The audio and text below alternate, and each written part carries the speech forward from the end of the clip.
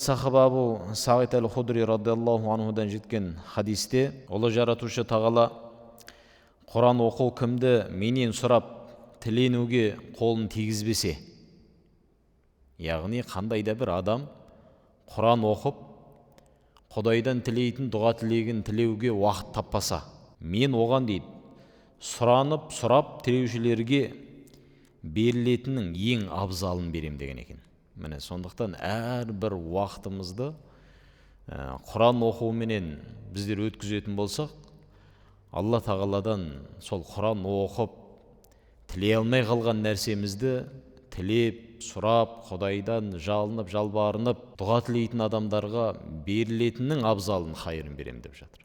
Кезінде университетте оқып жүрген кезімізде ұстаздарымыз айтатын, сендер Құран оқып отырған уақыттарыңнан сұралмайсыңдар деп.